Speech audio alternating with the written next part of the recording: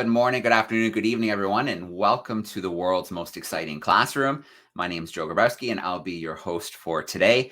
I can't believe we are already on our 7th live episode. So this doesn't count our intro from Plymouth before we set sail, but it has been really busy. The Oosterschelde has been making amazing progress as it sails across the Atlantic Ocean. We know we left Plymouth in the UK, spent some time in Tenerife in the Canary Islands before heading to Cape Verde. And then from there, it was the Atlantic crossing. So now the Oosterschelde is in Fernando de Noronha, and the Darwin leaders are going very, very busily right now. We actually have 5 new Darwin leaders on the ship, and they're working on a variety of conservation projects right now. There's nurse and lemon shark conservation, there's octopus conservation, coral reef conservation, impact on seabirds and sea turtles by invasive species, as well as spinner dolphin conservation. So I always like to share a few of the newest images that we do have coming in. So I'm going to share my screen really quickly here, and let's take a look at some of the new images.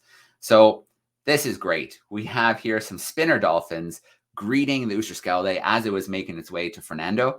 So I love this picture here of those spinner dolphins playing in the bow waves, obviously having just a great time.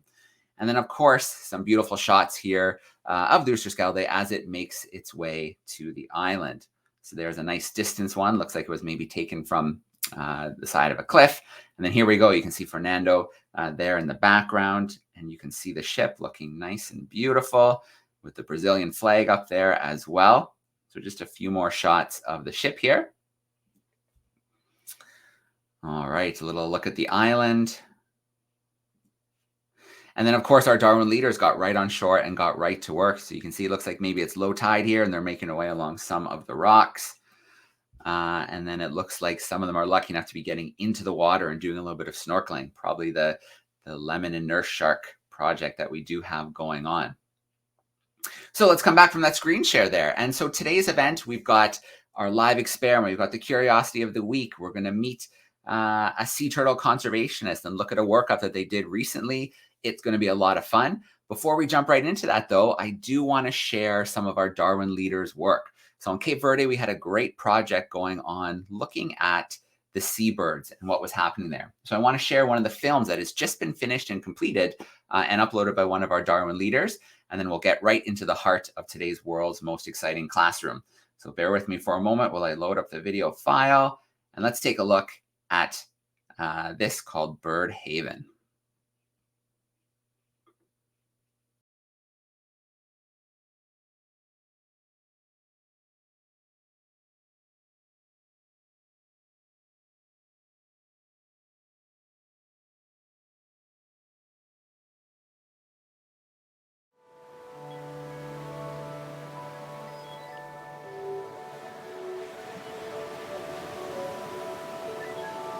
Cape Verde is maybe famous in the minds of tourists for its white beaches and blue seas. However, Cape Verde has a wild side that often goes unnoticed. Its deserted volcanic islands contain a surprising variety of life. Consider Razo, a volcanic islet which forms a nature reserve together with Santa Lucia and Branco. With its 5 square kilometers of rocks and grass, it's a windy and hostile environment. However, it provides a home for many bird species, such as the endemic Razo lark. The island is also home for 7 seabird species, the highest number in the country. We're on Razo with Isabel Fortes, working for Biosfera as coordinator of the Birds program. Porque aqui nós podemos encontrar várias espécies de aves marinhas, não só aves marinhas, mas também aqui podemos encontrar a espécie que até 2018 era endêmico do Ilhéu Raso, que é a caliandra, raso largo, mas nós reintroduzimos em Santa Luzia desde 2018, então agora podemos encontrar nos 2 sítios. Razo is also special for our captain and founder of Biosfera, José Melo. Para mim, o Ilhéu Raso, aliás, não o Ilhéu Raso, mas Santa Luzia, Ilhéu Branco e Ilhéu Raso, para mim, são quase como um deus. Como disse há pouco, pretendo me reformar.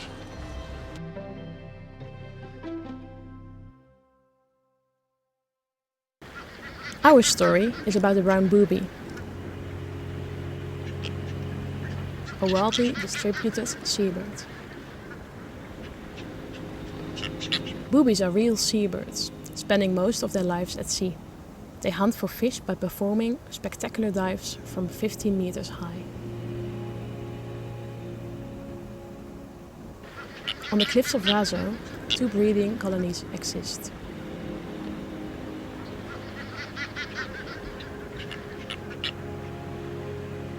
These seabirds play a vital role in the marine ecosystem, as they are at the top of the food chain. As top predators, they help regulate the population of their prey. Though Razo is home to many seabirds today, historical records tell us that today's population is only a shadow of what used to live here. This recent decline is mainly due to human predators.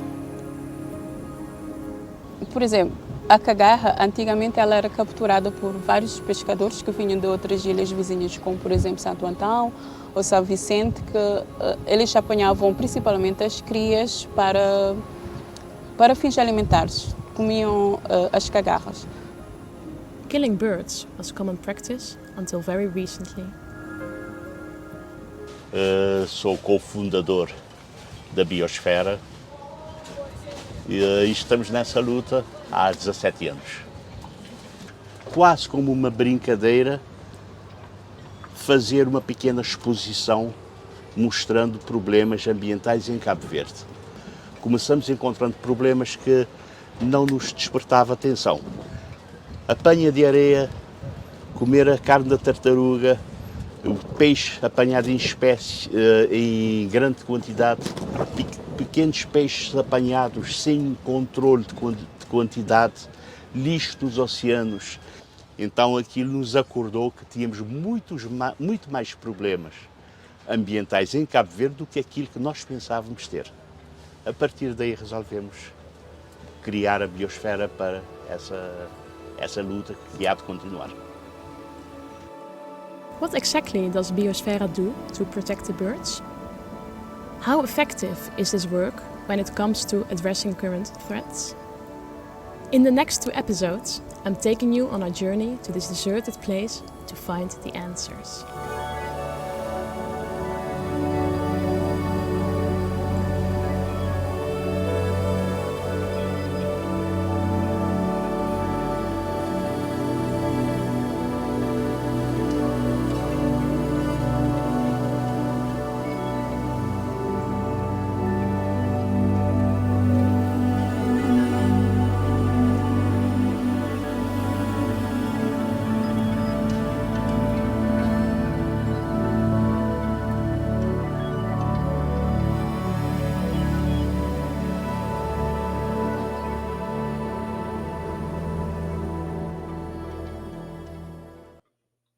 Okay, so you can see our Darwin 200 leaders are doing incredible work. If you do want to see more of these videos, if you go to YouTube and search Darwin 200, you can find the YouTube page, and that's where we're uploading all of the Darwin 200 videos from Tenerife, from Cape Verde, and of course these new ones from Fernando will be coming up shortly. Now they are doing 3 videos that they have to produce. What we saw was an example of the first video, kind of looking at the issue, the conservation issue that they are working on for the week. The second video kind of explores some of the conservation that's currently happening in the area, some of the projects.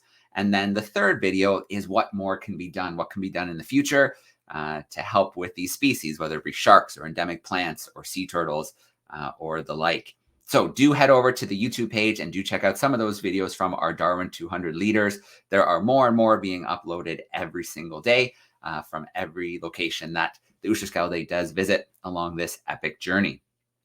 So we are now going to dive into a little bit of sea turtle action. We're going to go live. Thanks to the power of our satellite unit, we are going to head to Fernando de Noronha, and we're going to connect with Nina from Project Tamar, and we are going to learn all about sea turtles. So let's bring her in live with us right now. Hi, Nina. How are you? Hi, I'm good. How are you guys?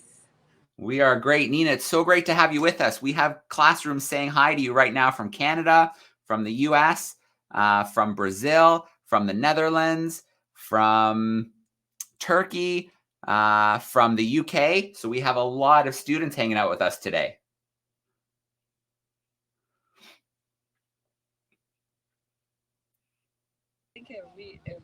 Yeah, we're back. Hello. All right, Nina, I was just saying we have classrooms from all over the world with us today. We're excited to spend a little time with you.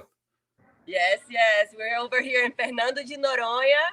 It's a really abundant island and sea life. And we're here in the Turtle Museum in Fernando de Noronha. I work in a conservation project called Project Tamar. Tamar takes care of 5 species of the sea turtles that are in Brazil. The world has 7 species of sea turtles. Brazil has 5 of the species nesting everywhere, and we take care of 1,100 kilometers of nesting beaches, making sure that the females and the baby turtles are protected and well conserved. Today we're here in Fernando de Noronha, and we're gonna talk a little bit about the sea turtles, some curiosities, and how our work is. So I'm gonna start by calling you guys to go see a little bit about each turtle shell, and we're gonna go inside the museum and take a look at each of these turtles. Let's go.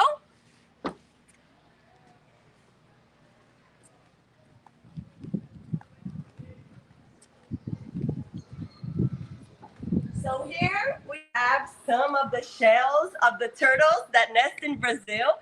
I will start with the green turtle because here in Fernando de Noronha, the only species that nest is the green turtle. The green turtle actually is very interesting. It's very important for the ecosystem because it actually feeds on seagrass. And when it feeds on the seagrass, it makes it grow again. So it's like an ocean gardener.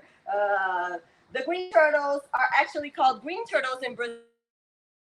When we started working with turtles in all Brazilian coastline, they used to eat sea turtles. And the green turtle was one of the favorite ones because it's very fatty and the fat of the turtle is actually green. So the name green turtle comes from the fat. Its scientific name is Chelonia midas.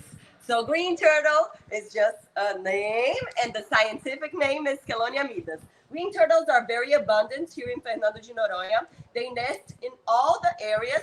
Some are protected areas and just for them at night, and other areas are together with people. And Tamar works alongside with people because we believe that society is very important to take care of these animals. So Brazil takes care of the turtles together with the mine, and this is awesome for conservation. We need people and conservationists, politics, everything working together so that we can save these animals and take care of the planet for the next generation.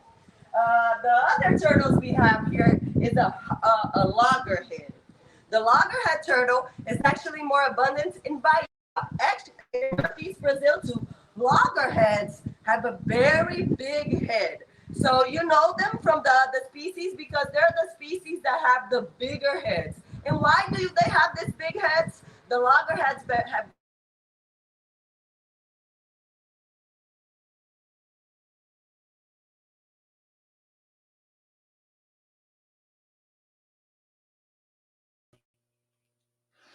Okay, so we are using a satellite connection today, so we may have these little pauses once in a while.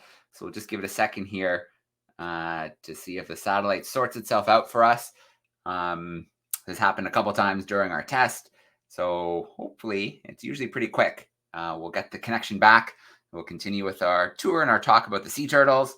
We've got our experiment coming up. We've got a little video clip to share. And then, of course, we have to look at our results from our pitfall trap experiment, which we'll be looking at shortly. So let's give it just a moment here to see if Stu and Nina can get things resolved.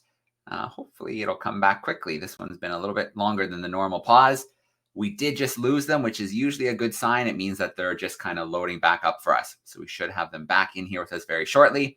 And I should make a big shout out to the Canadian College joining us in Italy. We have students there joining us, and I didn't give them a shout out at the beginning. It looks like our connection is back. Stu and Nina, I think we have you back. Yes, we're in an island, so the connection is not that great. We were going to go inside the museum to show what the other species, but we think it's better for me to stay here so that we don't lose connection. And I'm going to talk about the other turtles. We have also the olive ridley nests in Brazil. Olive ridleys are very tiny sea turtles, and they're very abundant in also Northeast in a place called Sergipe. Olive ridleys love to eat shrimps, and they have a problem because the fishery actually is fishing in the place that they are eating. So olive ridleys get a lot of problem from the shrimp fishery, and we have to work alongside the fishing communities to teach. And they find sea turtles. Sea turtles actually can be, we can save the sea turtle from drowning. We just turn the sea turtle like we do with a human, and we do a massage. The turtle puts the water out, and we can save the sea turtle. So we have taught the fishermen how to do when the turtles get accidentally caught in the net. But the olive ridley actually does have this problem, and we are working on it. So the olive ridley populations are going up. Actually, in Brazil, it's very nice to know that out of the 5 species that we have been working for the last 40 years, 4 of them, the populations are going up. So we had many baby sea turtles being born in all the places of Brazil that we are taking care, and we are multiplying the species, which is great for conservation, not only for Brazil and for the world, because turtles are migratory and they can go from one place to another swimming very fast. So like, for example, a turtle can leave Ceará in Brazil, and it can go to Senegal in Africa in 110 days. So the turtle's a good swimmer. It uses the currents on its favor, and they go all around the world. We know that because we actually have a lot of monitoring with satellites. So we put this little satellites in the turtle shell, and through the satellite, we see where the turtle eats, where the turtle feeds, where she swims, where she relaxes. And also, we do have a turtle tag that it works like an ID. So when we tag a turtle and we're doing the research, we put a number on it that gives the number of the turtle and also our postcard, so they know our address. So if somebody catches a turtle that we have researched in another place in the world, and they're researching a female, and they see that turtle is from Brazil, they get in contact with us, and we get to know our turtles and where they go in the world through the turtle ID that we put on it. I'm going to talk a little bit about the turtles' threats, right? The turtles have 5 main threats, not only in Brazil, but in the world. So the turtles have threats that are regional, national, and international. Mainly, they are the main threats, and that's why internationally we try to target the more important threats so that we come with solutions, and little by little we try to organize our planet so that the ocean is a little bit more. Excuse me, my English is my second language, you guys. Sometimes I forget the word, but the ocean definitely.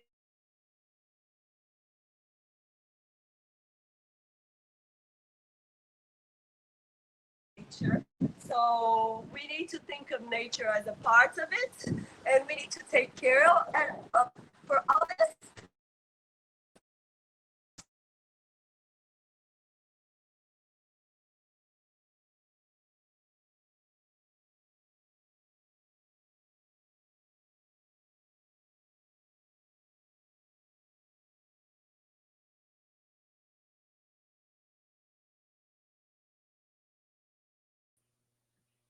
Okay, so we'll take a little pause here while we wait for the reconnection. There we go.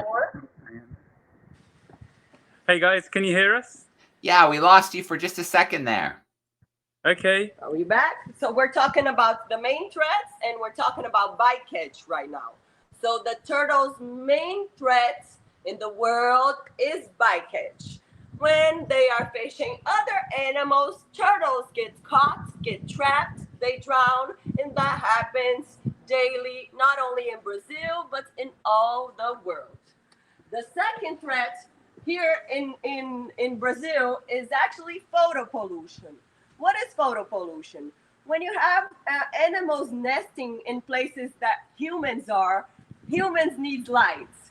Turtles don't need lights. The only light that the turtle needs is when the turtle is born, it is drawn by the stars. It looks at the ocean, and the ocean has lights. The stars have lights. So as soon as the baby turtle is born, she looks at the natural light for instinct, and she wants to go to that light because that's where she feels safe. That's where she's made to go. When we put artificial lights in a nesting area, the baby turtle confuses that artificial light with the stars and the ocean, and it goes the wrong way. So turtles have a big problem with photo pollution, and that is something that we try to work, and we try to work alongside with the government, with hotels, with condos. So in the place that the turtles are being born, we try to make it as dark as possible so we can multiply the baby turtles. Another big problem, not only with the sea turtles, but in the world, is plastic. We know that the plastics have 8 tons of plastic in the world. We overuse plastic. We haven't figured out a more sustainable way to live correctly. And the ocean is a big victim of our lack of organization to live and start and saying no to plastic.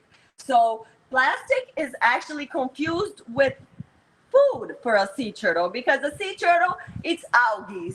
Sometimes the plastic look like the algae. She'll confuse it's for food and she'll eat it. A turtle, like a loggerhead, big loggerhead, loves to eat jellyfish. Well, she sees a plastic bag that looks just like a jellyfish. What happens?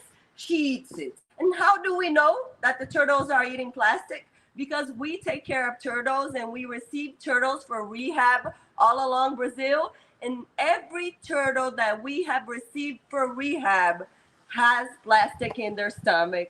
And we have all that together. So we have a lot of plastic inside our museums that has come from the stomach of the turtles.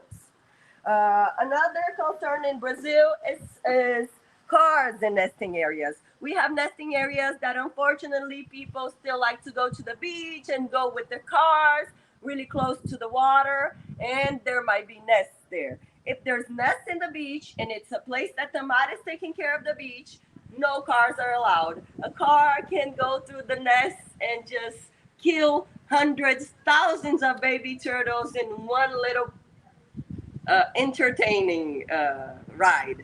So these are the turtles' main threats. Here we're gonna talk a little bit about the work that we do in Noronha. In Noronha, like I said, we have been for the last 40 years, and we started marine conservation in this island. When we came to the island, they used to eat sea turtles. They were not involved with any type of conservation, and they used to fish with bombs. So today we're in a protected area, but 40 years ago, people were coming to Noronha and throwing bombs in the ocean, fishing with bombs, eating all the animals that were around. And I'm so glad that I'm not part of that generation, and we are already changing that story. But we've been working on the beaches that the turtles nest in the Noronha and making sure that the females and babies are protected. For the last 40 years, we have people going to the beach every day in the morning. So the whole year we have people taking care of all the beaches in Noronha where the turtles nest. And at night, we go to research them as well. We also have a job in Noronha called the scientific capture. This is the only place in Brazil we do the scientific capture. It is really interesting because we have such an amazing life going on in the water here, and so many turtles that once a week we take a sea turtle out of the water, and we do it, the biometrics. We see how much it's weighing. We take some DNA sample and we put the tag on it to know that we are researching that turtle. And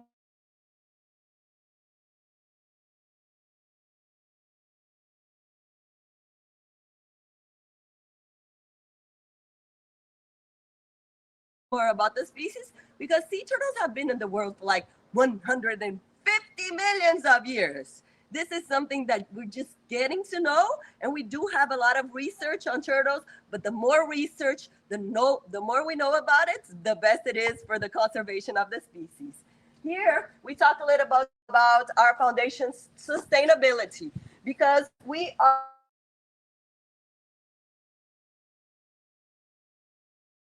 have stores, and the stores in our products are made from the families of the fishermen that once were the people that ate the turtles. Today, we have a foundation built with these people, and local communities are the success of our foundation. Without local communities, without the help of fishermen, without the help of traditional culture and the people that were in the communities before we were there, we weren't be able to do what we do. So we mix science with fishermen, with culture, and with love, of course. And we're getting to the number of 50 million sea turtles given back to the sea. So we are doing our job, and it's great because we need Brazil and the people to help us with the job. So it's a job done by society and Project Tamar. Let's talk about sea turtle a little bit more. We're almost done. So I wanted to show you guys, this is really cool. We have an artist that does the sea turtle exactly how it is. And this is a big green turtle. This is the turtle that nests in Brazil. It is a very big turtle, strong. Yes. Green turtles also are very, very abundant feeding in areas like the ports. And yesterday we had the chance to go to the ports and get a sea turtle. I think you guys are going to see the movie in a second. We did have a juvenile turtle. And this is one of my favorite species. And this species is actually the most threatened species of sea turtle. It is a loggerhead. A loggerhead is huge. Yes, it is. The loggerhead can reach up to 1 ton. It is a huge sea turtle. It can go 1,200 meters down. It's the turtle that goes down deep in the ocean to catch whatever it wants to eat. But the food that it likes the most, like I told you before, is the jellyfish. So the loggerheads have interaction with plastic a lot because since they love jellyfish, they eat up the plastic that accidentally gets to the ocean. And loggerheads are actually different than all the other turtles because the turtles have really hard shells and the loggerhead doesn't. The loggerhead has a soft shell and it actually helps it diving all the way deep in the ocean. Loggerheads nest in Espírito Santo in Brazil, and they are very critically endangered species. This is a cabeçuda, the loggerhead. Like I said, that's a leatherback, and this is a loggerhead. So the loggerhead, right? Careta careta, scientific name, is the turtle that we have in Bahia. And it's the turtle that I was telling you guys that has the big head because it crunches lobsters, shellfish, everything. It crunches. So it has a very strong jaw. This is the hawksbill. So the hawksbill also has a very strong beak, and its name is actually because its beak looks like a hawk. So the hawksbill also like to eat shell food, but they actually like sponge and corals. And they're very important because when they eat the sponge and they eat the corals, they make it multiply. So every sea turtle has a very important role in the ecosystem because what they eat actually gives other fish food. And something that I didn't tell you about is that every 1,000 little baby sea turtles that are born, only one survives. And do you know why? Because the sea turtles are responsible for abundance of marine life.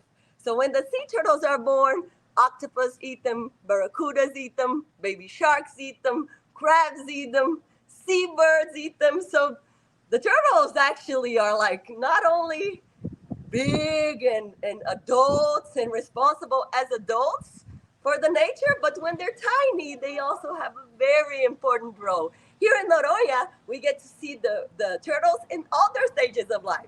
So baby turtles being born, mama turtles that come and nest and they go and they come. And we also have adults coming in and out, and we have juvenile turtles feeding and relaxing in these warm waters. So it's a very interesting place because you see there's 3 cycles of life of the sea turtles right here in very close environments. And this is, like I said, the tiniest of them all, the olive ridley.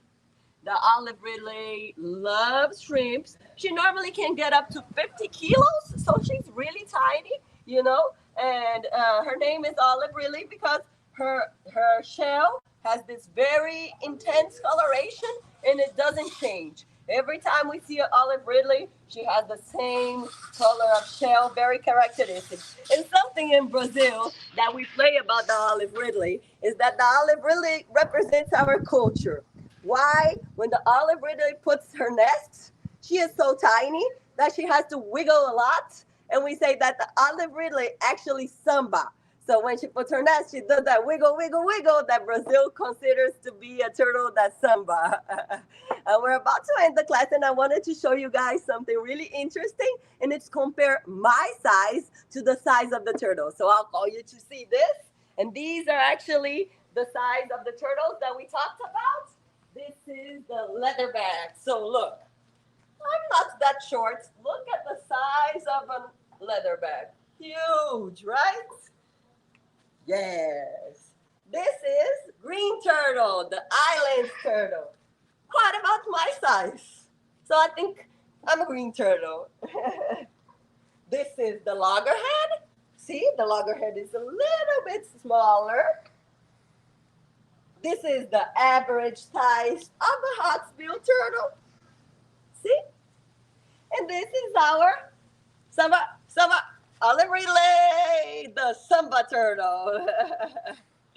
Well, I'm actually done with the turtle talk. If you guys have any questions, if you guys want to hear more about the turtles, I'll be happy to meet you guys in another time. I'm going to change the phone with my colleague because he has an experiment to do, I believe. Nina, I just want to catch you for a second before we switch the phone. Yes. We have the video of the scientific capture you guys did yesterday. So yes. I want to play that little clip. And if you can just tell us a little bit about what we're seeing. It's a short clip. It's only about a minute long. So let me get that ready here and I'll put it up right now. Yes. So yesterday we did a scientific capture in the port and we took turtle, Chelonia metis, out of the water and we took samples of DNA. The sample of DNA goes to our research bank. And daily, all the research that we do in all Brazil, we are present in 9 states of Brazil, goes to a data bank where we get to know a little bit more about the species. Yesterday, we had a little juvenile green turtle, really small turtle, but still very healthy. And we made sure to collect the DNA. And through the DNA, we get to know a lot of stuff about the sea turtles, even its feeding habits. And also we measure it. And then we tag it and then we take it back to the sea. In the last years, we've been doing that. And Noronha has a great opportunity because not everywhere the sea turtles are so calm. And in Noronha, they have learned to interact with the people because we actually have great conservation laws. And the interaction is very natural and we get to study the sea turtles and talk about sea turtles. Everything happens very calmly, and for the last years we've had done it with more than 10,000 turtles. All right, that's amazing, Nina. Such a great video clip as well. Before we pass things on to Stu, Nina, let's see if we have a couple questions and then we'll do the experiment with Stu. Okay. All right, so I do see one online. I'm going to visit the Canadian College in Italy shortly to see if they have a couple for us live. But William would like to know, are there any threats to turtles from poachers? Do people look for their eggs on the island or other parts of Brazil? No, in Brazil, when we started working with the sea turtles, we had a lot of problem with poaching. All in Brazilian coastline, people not only ate the females, but they also preyed in the eggs. But today we don't have any problem. We have taught society. We have become parts of example, and everybody actually takes care of the sea turtle. If somebody gets the sea turtles in an aggressive way, society will be there and say, "No, you're not supposed to do that." So we created a different culture, and that has changed in Brazil. But I know that other places in the world, we do still have some poaching going on.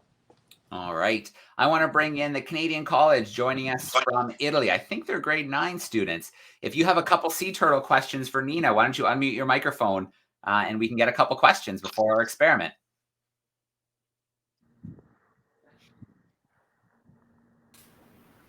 Hi there. We do have one question from a student asking, are any of the sea turtles that you have in Brazil endangered species or extirpated or classified in any way?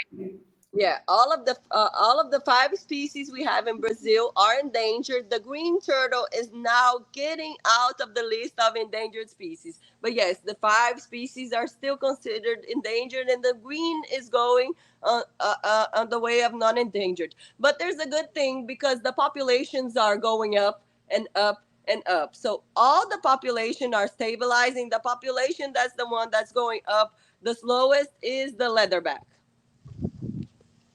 All right, Nina, thank you so much for such an amazing presentation. You are doing incredible work. I'm sure there's a whole team behind you as well. It's great to hear that the whole community is buying into the conservation work and it's being successful.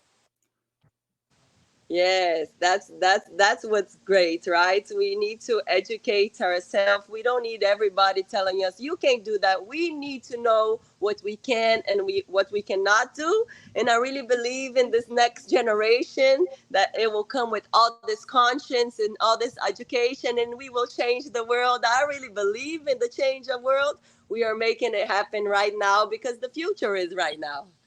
All right, amazing, Nina. Thank you so much. I hear a rumor it's time for an experiment with Stu. Yeah, So let's join and continue the turtle action with Stu. He's Hey, gonna Stu. take us to the experiment. Hey, gang. I think we've set up in a little studio there. I don't know how well I'm coming through on the screen, but it's no secret that I'm not dealing well with all this sun. I've been wearing caps and sun cream, but I'm a pasty guy and it's costing me. So we're going to sit in the shade for a sec. All right, we'll switch over to the laptop. Are you going to switch to the laptop, Stu? Yeah, I think we will. We'll give it a try. Let me just, I'll come off this. Yep. Okay, so we do have Stu. Yeah, there we go. Might need to.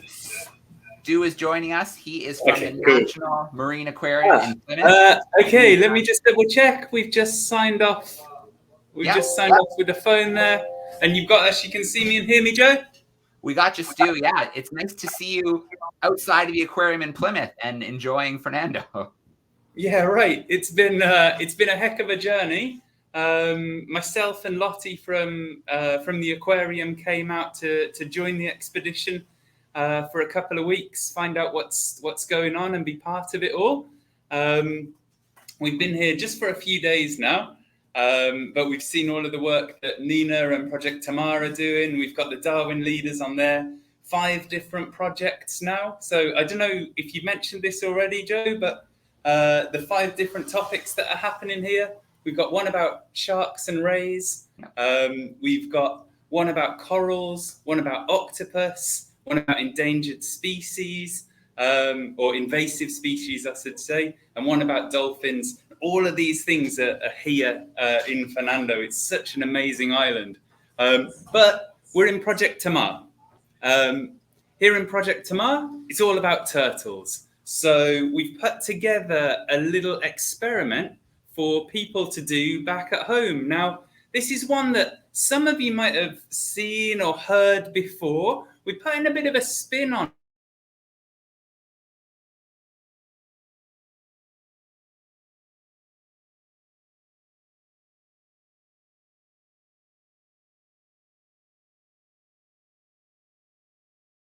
Uh-oh. We're still there. We're there. Good. Gotcha. Yeah. So I think we lost you just for a sec, but we're back. So one of the first things that we did when we came here to Fernando was have a look around the coastline, and we saw dolphins jumping out of the water. Right up near the beach, we could see turtles poking their heads up out of the waves to take a breath of air, because of course they're reptiles. They've got lungs and they need to breathe. So we could see all these amazing animals. But then our friends took us around to one of the other portions of the island, and we found, just like we find in England, this kind of thing. We found plastics, marine plastics. And, you know, they took us through and they explained that these things, they wash up, they travel all across the world. They travel on the oceans from all sorts of countries. They come in Fernando, they come from Africa, they come from Asia. They actually come from the UK as well, which is a little bit sad to think what some of us are doing in the UK, dropping our litter, is ending up here and affecting those turtles. So we thought what we'd try and do is incorporate a bit of that litter into our next activity, our next experiment. If you live near a beach, wherever you're watching this show, you could do this. You could go and collect a little bit of beach rubbish like this, bits of plastic that really shouldn't be there. If you don't live near a beach, of course, lots of this plastic doesn't originally get dropped in the ocean. It gets dropped in the mainland, in the middle of the islands or the land or the country. The wind and the rivers can take it to the sea. So just because you don't live by the sea doesn't mean that picking up bits of plastic in your neighborhood isn't helpful for the animals that live in the ocean. Anyway, what we did is we took these bits of plastic, and very kindly the crew on the Oosterschelde gave me some little bits of metal as well. I've got some I don't know what you call these, bits of cans. You probably recognize them, you guys. Got some of the little bits of metal, some clips and different things here, a little bit of wire, and of course, a single-use drinks bottle. Now, we know we've got a bit of a problem with these, don't we? We know that a single-use plastic is not a good plastic. Hopefully, everyone watching the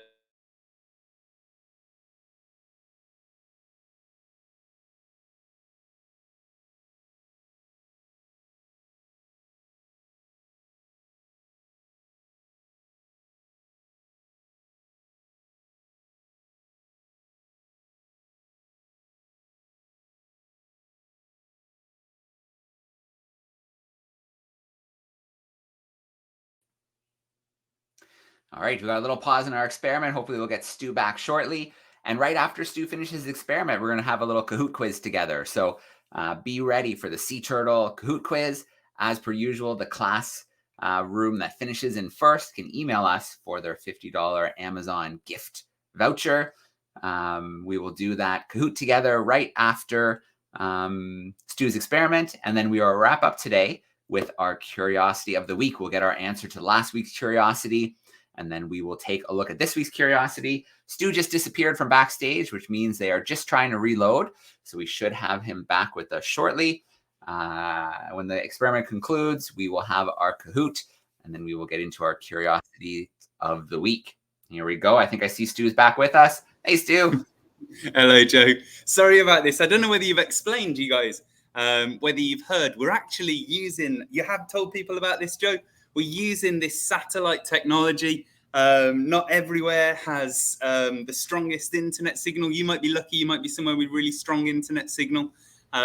We aren't in a place that's got strong internet. So we're using this device, and it's brilliant, but it's even this device is struggling every once in a while. So we were saying, we've got all of this plastic, we've got this metal, we've collected it up. You're going to do the same wherever you live, near the beach, by a river, in the park, just in the street. If you live in a big town, a big city, you can still help the ocean by collecting up these things before they end in the ocean. Anyway, I've just taken my pen here and I've drawn, don't judge me for the drawing, folks, that's not what I'm here for. I've drawn a tiny little turtle on this piece of plastic. This turtle right here, this is going to represent my leatherback turtle. Now, you'll remember the leatherback turtle is the biggest turtle in the world. They can grow to weigh a ton. This little guy definitely doesn't weigh a ton. He's a tiny little baby. but I've chosen him to be a leatherback turtle because if you remember, they're the ones, the leatherbacks are the turtles that can dive to over 1,000 meters down in the bottom of the ocean. Now, I don't know about you guys, but I don't get anywhere near 1,000 meters. The other day, I managed just under 10. So that's about 1% of the ability to dive of a leatherback turtle. So I got to say, that is an amazing animal over there. And they're really lucky that they exist here in Fernando, because this is a great place to be. Anyway, this is my leatherback turtle, this little guy here. I've taken a bottle and I've filled it with water. What I've done inside that bottle is I've assembled some of my plastics and some bits of metal too. I'll show you what I've made. I'm just taking it out now. I filled the bottle up with water, so that's going to represent my ocean. This is my ocean. So right here, we're going to say this is the surface where turtles come up to breathe. And then down here is 1,000 meters. If you want, if you've got a bottle back home or something you can use for this experiment, you can use a marker like I'm going to do here. And you can put lines on. You could do a little bit of research and you could draw a line up here and say, okay, that's as deep as an olive ridley turtle can go. And then this line right here, this is as deep as a green turtle can go. And you can do the research and you can mark that up and do a little scale on your bottle. When you've done that, you need to prepare something that looks like this. This is another one of my little turtles. This was my first practice one, so he's not quite as good, but it's a developing art. If I turn it around, you'll see what I've got here actually is the top half of a pipette. You might be familiar with these from school or your science lessons back in the day, if it's been a while since you've been at school. A pipette, by scientists use, they squeeze the end there, put it in the water, and it normally has a long end on it like this. And then this sucks up water and liquid. It's really good for doing plankton sampling. So if anyone out there wants to do a little bit of plankton sampling, I'm sure we're going to be doing that in the classroom soon. It's a really useful tool. I've used a pipette. You could use a pen lid if you haven't got a pipette at home. Anything that you can put in the water and trap air in. So it's open at the bottom here and it's sealed up at the top. So if I put this in this way, if I put it in the water opening first, the air is going to get trapped in here. I've got to do this carefully because if I put it in this way round with the opening at the top and I put it under the water, all of the air is going to escape. So I want to trap the air in by putting it this way. The metal that I've included on it, that's to help weigh it down because all of that air inside my pipette is going to make it buoyant. It's going to make it want to float. But I don't want it to float off. I want it to stay in the water. And crucially, I want it to stay this way round. I want the opening to be at the bottom because that's going to stop the air escaping when I put it into the water. So, carefully, being careful not to spill water on my laptop, I'm going to open this up. I'm going to take my lid off, remembering which way up I'm putting my little improvised loggerhead turtle. Here he is. I've got my opening at the bottom. I'm going to put it into the water. Now, I'm going to seal the lid up. You might have noticed that I've filled the water to the highest level I possibly can. I don't want any air in there if I can help it. You can see it's a little difficult, but you can just about see in here my little loggerhead turtle. There he is. He's at the surface at the moment, breathing. Remember, reptiles, turtles are reptiles. They have lungs just like us. When they're underwater, they're holding their breath. They're not like fish. They don't have gills. They're holding their breath all the time. So it's important our turtle can get to the top. What we're going to do now, though, is a little bit of physics. This bottle, I chose it carefully. It's quite firm, but it's soft enough for me to be able to squeeze it and compress it. The funny thing there is if this bottle was empty, I could squeeze it really easily. Because it's got water in, it's really hard to squash it. One of the amazing physics properties of water is that it doesn't compress when you squeeze it. Air, on the other hand, does. That's how scuba divers can take so much air in that tiny little tank on their back. One tank for a scuba diver has got enough air, as long as they're near the surface, for them to breathe for 2 hours in that tank. 2 hours of breath. Your lungs, if you want to join me now and take a great big breath, you can fill your lungs up with air and out. And you can do that again with me. And out. We can fill our lungs up with air. But when things go down, when a turtle dives down, the air in its lungs gets squashed like in a scuba cylinder. And it shrinks. So what we're going to do is we're going to use that physical property of gas. Gases under pressure can condense and become smaller. And we're going to squeeze the air inside our little made-up turtle. And we're going to squeeze the air so that it's so small, the airspace goes so small, it's no longer able to lift the turtle near the top. Because that's what's keeping the turtle near the top here. It's all that air trapped inside. So if I give this a squeeze, let me see if I can show you this. Squeeze, squeeze, squeeze. Oh, the turtle has gone all the way to the bottom. Don't know how well you guys can see it, but just... Oh, I've got to get my finger right. It's reversing. Just here, can you see? The air is getting smaller. And if I relax the grip, oh, too much, it gets bigger. So the air compresses underwater. If I let go a bit, my turtle, oh, goes back up to the top because the air expands. And I can play with this. The more I squeeze, the lower the turtle goes.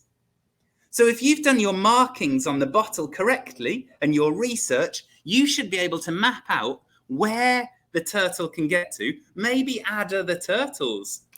Heck, if you're doing this from home, or if you've got a lot of litter lying around that you can make turtles from, you could make lots of them in the same bottle. Experiment with different volumes of air, different weights of metal, and see if you can get it so that when you squeeze your bottle, you get a leatherback turtle that goes to the bottom, like this guy, and then maybe one of the smaller turtles that only gets to here.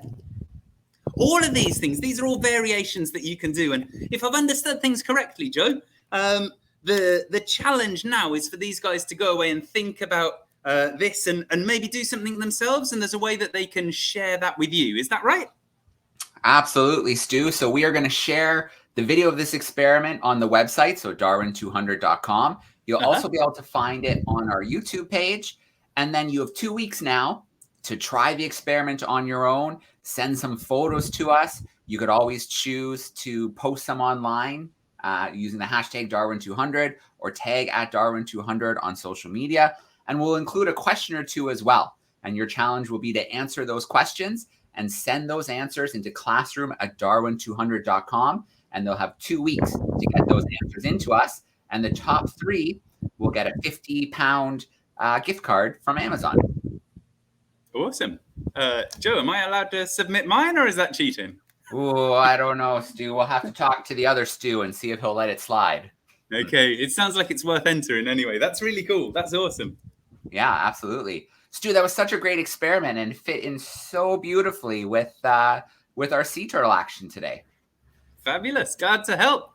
I think, well, that's my little bit. I'm not sure, what you guys need to do if you've got other things happening. Yeah. There's something going on over here which I'll go to when we're done, but I don't know whether people have got questions or I'll let you do your thing, Joe. That was perfect, Stu. We're going to let you go. We're going to do a little Kahoot now with the classrooms, a little sea turtle Kahoot for another chance at a gift card.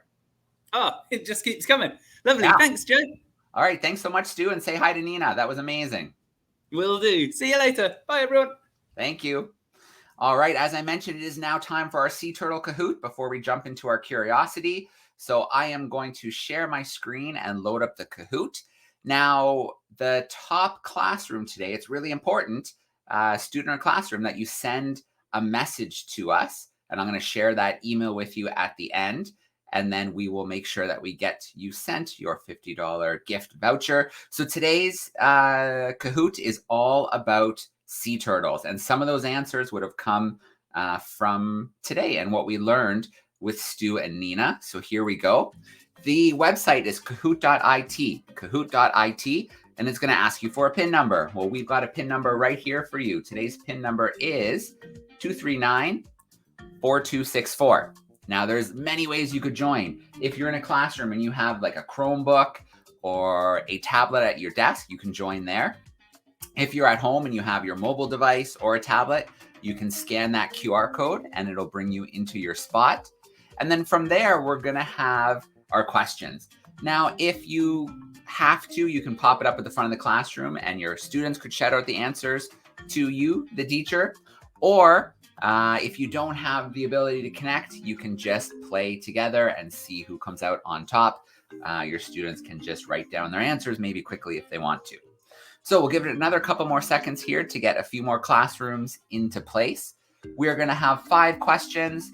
There's multiple choice today. There might be one true and false in there, but most of them today are multiple choice. And again, they're all related to what we learned about today. So we should be able to answer those questions together. I'm going to give it about another 10 seconds and then we'll get into our live event together. We'll do our Kahoot. And then we're going to go into our curiosity, and then we will be signing off for today's event. Okay, let's get into this Kahoot action. We're going to count us in here with 3 seconds on the clock, and then our first question will come up. The quicker you get your answer in, the more points you're going to get if it's right. So, how many sea turtle species are there around the world? We're talking about the whole world here. Is it 3? Is it 5? Is it 7? Or is it 10? How many species of sea turtles can be found globally, worldwide? 3, 5, 7, or 10? All right, it is 7. Good job, crew. Let's see what happened there. The eager bat is in first place. And we're going to jump to our next question here. Now, we talked about turtles that nest in Fernando de Noronha. Is it 1 species, 3 species, 5 species, or all 7 species of sea turtles? How many species of sea turtle actually nest on the island? All right, it is 1. It is that green sea turtle. And then the hawksbill feeds around the island, but the green sea turtle is the only one that actually nests, which means... Oh, the eager bat is holding down that top spot. So let's go to our next question. What's the largest species of sea turtle? We saw a great visual demonstration. Is it the hawksbill? Is it the leatherback, the olive ridley, or the green sea turtle? Which one, the hawksbill, the leatherback, olive ridley, or green, can grow to be up to a ton? It is the leatherback. Good job. Some movement, but the eager bat is not going to let go of that spot. We got a true and false. Sea turtles can retract or pull their head and flippers into their shell, like turtles on land do. Is that true or is that false? Can sea turtles pull themselves right into their shell like their relatives on land? Ooh, a bit of a split, but it is false. They cannot do that. They don't have that protection like the sea turtles on land, which is why sometimes you see sea turtles missing flippers, maybe nipped off by a shark or something like that. All right, we have one more question to settle things. It is a multi-select. So you have to pick as many of these as you think are right. 1, 2, 3, or 4. Click all the threats sea turtles are facing. Bycatch, cars on beaches, plastic pollution, light pollution. Is it 1 of those, 2 of those, 3 of them, or are you going to click all 4 of them? This is a little bit different question than we've done before. You have to decide how many you want to click to be your final answer. 1, 2, 3, or all 4 as threats facing turtles. Bycatch, cars on beaches, plastic pollution, or light pollution. All right, I can see a lot of students selected all 4, and that's absolutely right. Bycatch, cars, plastic, and light pollution are all things impacting our sea turtles. So our podium in third place, the eager bat. Ooh, that means we have a new leader. In second place, Agent Octopus. And finally, holding down that top spot, we have the Great Raccoon. All right, I'm going to come back from that screen share now, and I will share that email address. If your class is the Great Raccoon, ebtsoyp@gmail.com is where you want to send your message, and we will send that gift card your way. So ebtsoyp@gmail.com is the way to find us, and we'll make sure we get that your way. And of course, we'll have another Kahoot in our next World's Most Exciting Classroom event. Now, 2 weeks ago, we had an experiment where we built pitfall traps to try and catch invertebrates, insects in the forest or in your backyard or the park, wherever you decided to set them up. And let's take a look at Stu's results, and then we'll see our 3 winners from our experiment from 2 weeks ago with the pitfall traps.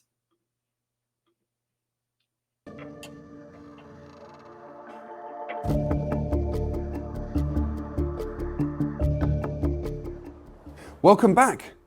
I'm really happy to say that the pitfall traps worked really well, and we've got a range of animals that I can't wait to show you. Well, let's see what they caught. Starting with the control traps, which didn't have any bait in, unsurprisingly, they haven't really caught much. This one here has only 2 little woodlice in. And I suppose that might be explained by the fact that woodlice often forage and look for different leaf litter and roam around during the night. So maybe they just fell in by accident. This white container here has a centipede, which I was not expecting at all.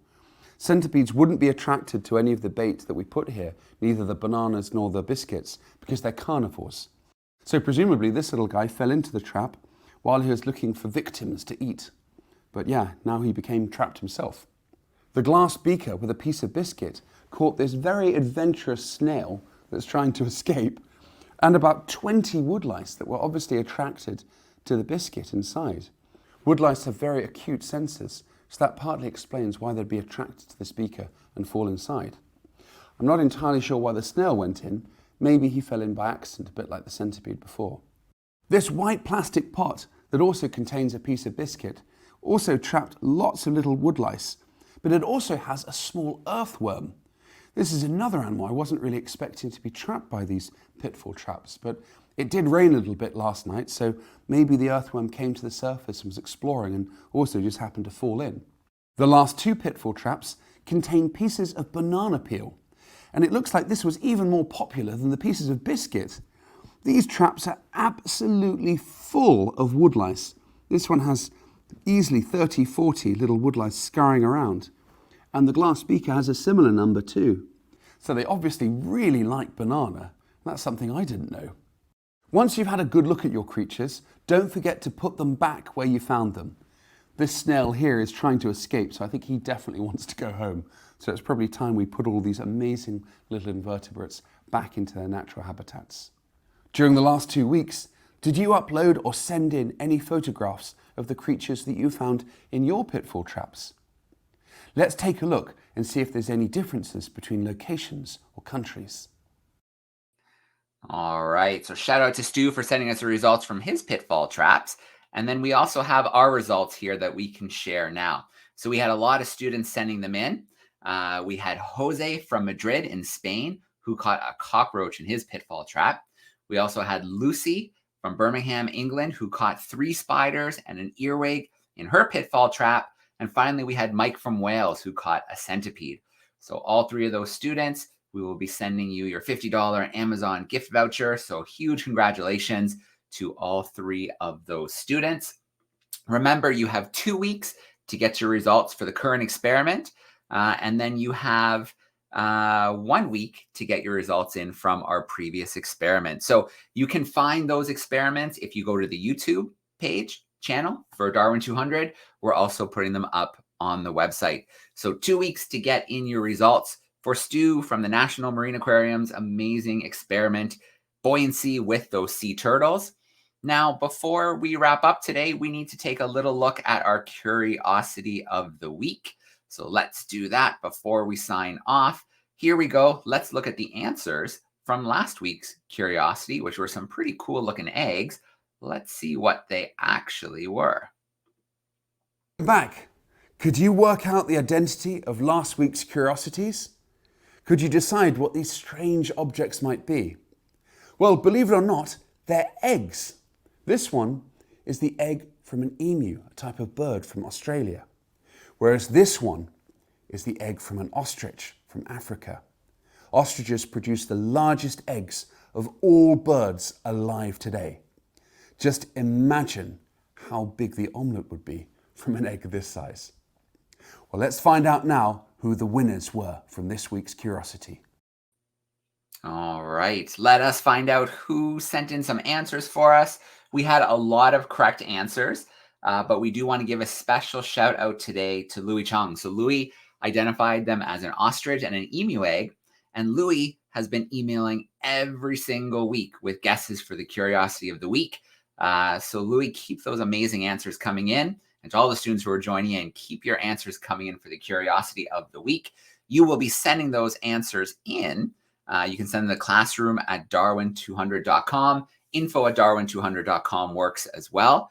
And we're talking about a new curiosity. So let's take a look at today's video and see what our next curiosity is for our students to think about this week. Next curiosity is a pretty tricky question. Can you guess what this strange object here is? It has these two long claw-like spines at the front. And I'll give you a clue. It contains something very important for the survival of this organism. Tune in next week to find out what this is.